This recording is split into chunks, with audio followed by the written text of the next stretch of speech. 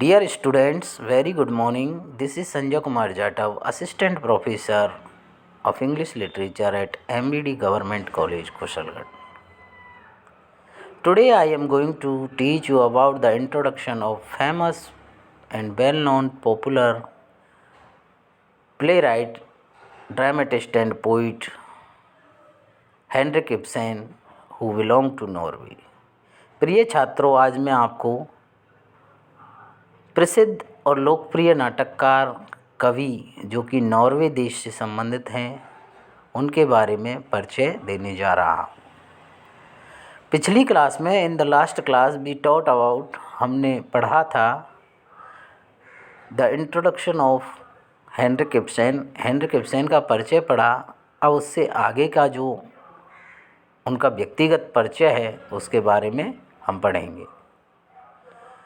Self imposed exile, Peer Gynt, a doll's house and ghost. अब self imposed exile, उसका अपने ऊपर थोपा गया, एग्जाइल कहते हैं वनवास, कोई आदमी किसी चीज़ को लेकर पलायन कर जाए, चला जाए। उसके बाद पियर जिंट ये नाटक का नाम है, डॉल्स हाउस ये भी नाटक का नाम है और घोस्ट ये भी नाटक का नाम है। ये तीनों नाटकों को इब्सेन ने लिखा। But the death of his theatre was the liberation of Ibsen as a playwright. अब चूँकि द प्रिटेंडर जो प्ले था वेल नोन और पॉपुलर प्ले था, that was written by Henrik Ibsen द्वारा लिखा गया जो नाटक था the pretender, it was a good drama. ये वाकई में एक अच्छा ड्रामा था, लेकिन उस समय क्रिस्टीनिया का जो थिएटर था, रंगमंच, पूरी तरह से दिवालिया हो गया था, कंगाल हो गया, जिसके कारण ये नाटक स्टेज पर फिल्माया ना जा सका। और उसका परिणाम ये हुआ कि हेनरी इब्सेन जो है स्टेज राइटर बनते बनते रह गए। स्टेज राइटर कहते हैं जो रंगमंचों पर लिखते हैं डायलॉग डिलीवरी उसी समय। तो हेनरिक इब्सेन का कैरियर स्टेज राइटिंग के रूप में ख़त्म हो गया। But the death of his theatre, लेकिन उसकी जो स्टेज राइटर का जो कैरियर था उसकी ख़त्म होने के बाद, यानी उसकी मृत्यु के बाद, मृत्यु क्या, उसका कैरियर ख़त्म होना, was the liberation of Ibsen as a playwright. एक तरह से क्या था, लिबरेशन था। लिबरेशन स्वतंत्रता थी, आज़ादी थी, उदारता थी कि एज ए स्टेज राइटिंग से उसको मुक्ति मिली और उसको अपने आप को एज ए प्ले राइट, एक नाटककार, प्ले राइट एक नाटककार के रूप में और स्थापित करने में आज़ादी मिली, स्वतंत्रता मिली। Without regard for a public he thought petty and illiberal, without care for tradition he found hollow and प्रीटेंशियस।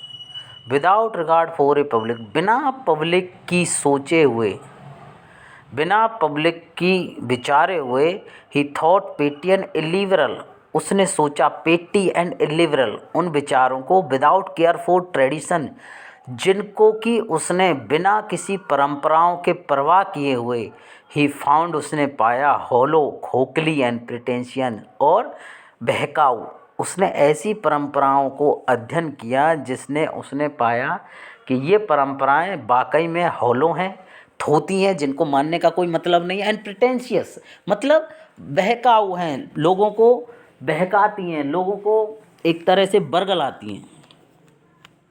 He could now write for himself. He decided to go abroad and applied for a small state grant. He decided to go abroad, और उसने निश्चय किया कि अब वो विदेश जाएगा, abroad जाएगा, and applied for a small state grant, और अप्लाइड उसने आवेदन किया for a small state grant, कुछ राज्य सरकार से कुछ ग्रांट, कुछ पैसा उसको मिल जाए, उसके लिए उसने अप्लाई किया। He was awarded part of it, और उसको इसका कुछ इनाम भी मिला, कुछ हिस्सा भी मिला, स्टेट ग्रांट उसको प्रदान की गई। And in April 1864 he left Norway for Italy.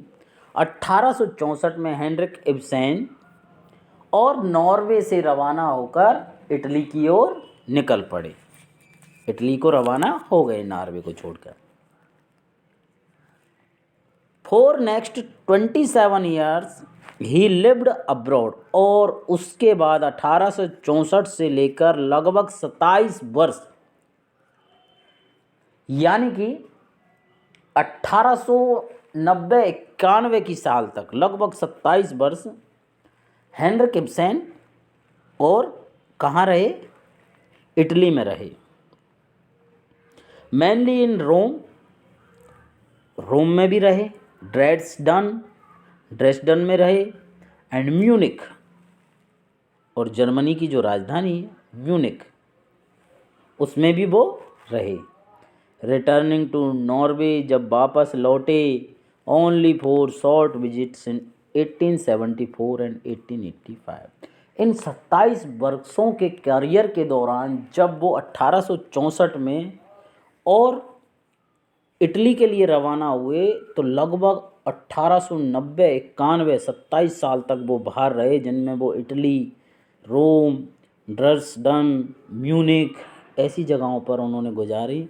तो केवल इस बड़ी अवधि के दौरान वो 2 बार, सन 1874 और सन 1885, 2 बार वो अपने देश नॉर्वे में एक शॉर्ट विजिट, एक संक्षिप्त सैर या घूमने के लिए आए।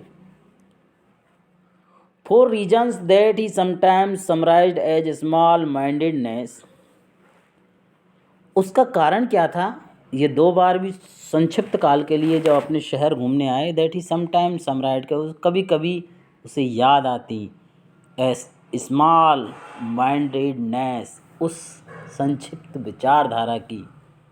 His homeland had left a very bitter taste in his mouth, जो कि उसके होमलैंड ने, जो कि उसके गृह क्षेत्र ने, had left a very bitter, एक बहुत ही कड़वा टेस्ट, स्वाद उसके माइंड, इन हिज माउथ, उसके मुंह में छोड़ा था, यानी उसके माइंड में उसके होमलैंड का बहुत ही बुरा एक्सपीरियंस जो था उसको वो कभी कभी याद करके 2 बार उसने 1874 और 1885 में अपने होमलैंड स्काइन, नॉर्वे के अंदर स्काइन में उसका जन्म हुआ, वहाँ उन्होंने विजिट की।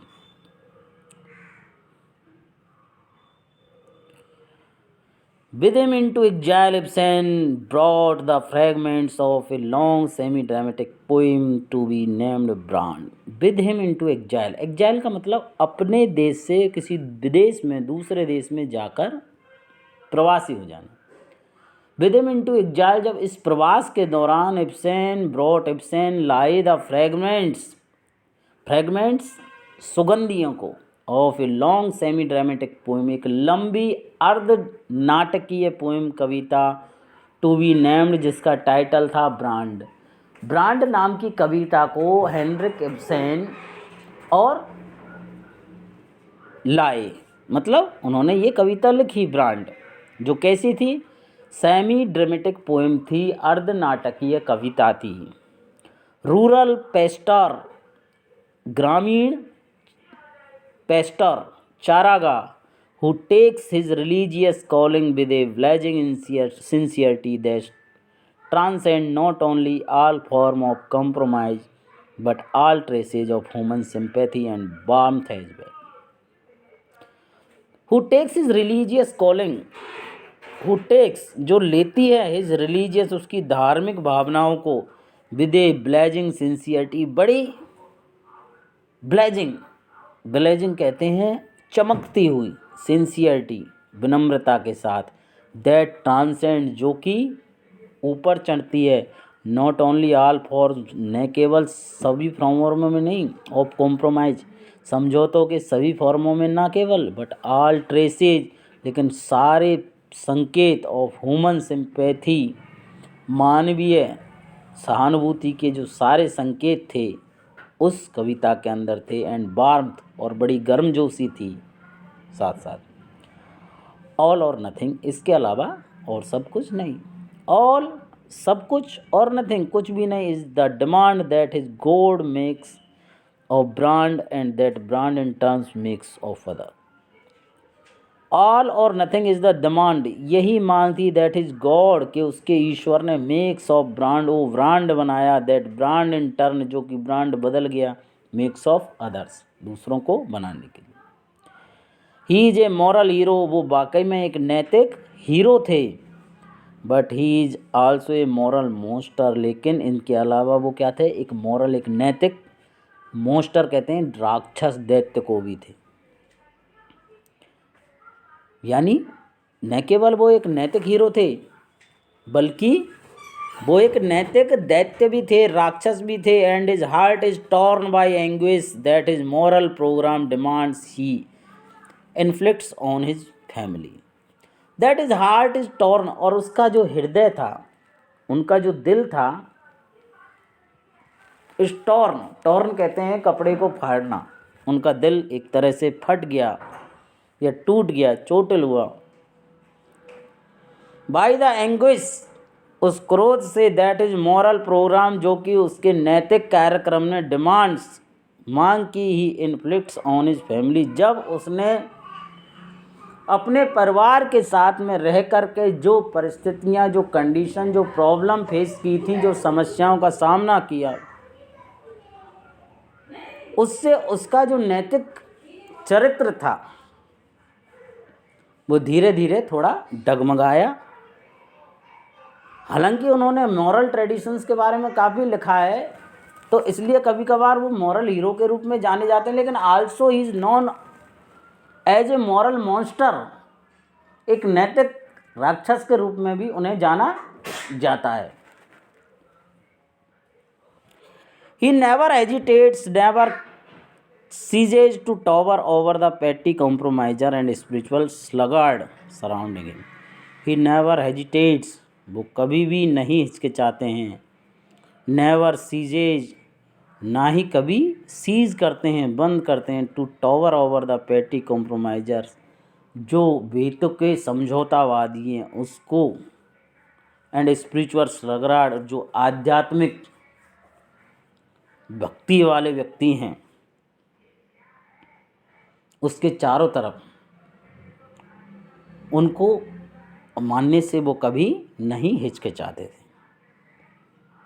Yet in the last scene where Brand stand alone before his God, yet in the last scene, अंतिम सीन में, अंतिम दृश्य में, where Brand stand alone before his God, जब ब्रांड अपने ईश्वर के सामने खड़ा होता है, a voice thunder from an avalanche, तो अचानक से एक आवाज़ और आकाश में थंडर गरजती है।